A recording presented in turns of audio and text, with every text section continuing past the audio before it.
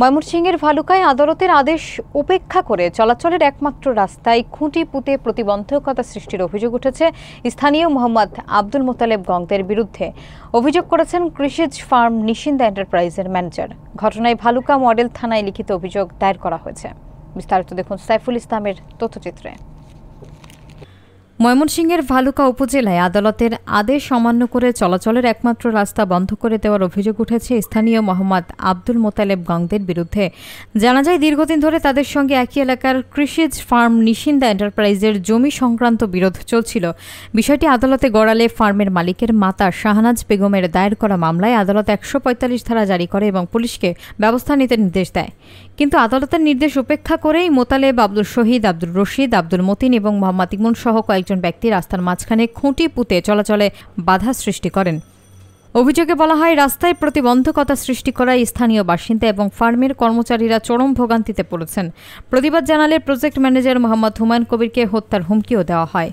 ভালুকা থানার ওসি হুমায়ুন কবির জানান, অভিযোগ পাওয়া গেছে, তদন্ত সাপেক্ষে আইনানুগ ব্যবস্থা নেওয়া হবে। নিশিন্দা এন্টারপ্রাইজের ম্যানেজার হিসেবে কর্মরত আছি। আমার নাম মোহাম্মদ হুমায়ুন কবির। এখানে যে পিছনে যে খুঁটিটা দেখতে পাচ্ছেন, এই খুঁটিটা সহ আমার ডান পাশে যে পুকুরটা আছে, বাম পাশে যে পুকুরটা আছে, বাম পাশের পুকুরের নিচ পর্যন্ত আমাদের সীমানা, আমাদের জায়গা। এদের এই যে পিছনে যারা আছে, পিছনে যে বাড়িটা দেখতেছেন, এই বাড়িটা হলো আব্দুল মোতালেব। আর এই খুঁটিটা গাড়ছে আব্দুল মোতালেব এবং তার ছেলে ইমন। এরা গাড়ছে মূলত এই জায়গাটা, যে যাতে আমরা কোনো যানবাহন আমাদের প্রজেক্টে না ঢোকাতে পারি। এই প্রজেক্টটা হলো ফিশারি, পোলট্রি, ডেইরি এবং কৃষিজ। এখানে সব মিলে প্রায় 9 একরের মতো সম্পত্তি এখানে আছে। এই সম্বন্ধে আমরা কোর্টে গিয়েছি, 145 ধারা জারি করা হয়েছে। তার সত্ত্বেও তারা এই যে বারবার এই যে আপনারা দেখতেছেন খুঁটি গেছে, যাতে আমরা আমাদের কোনো যানবাহন ভিতরে না আসে।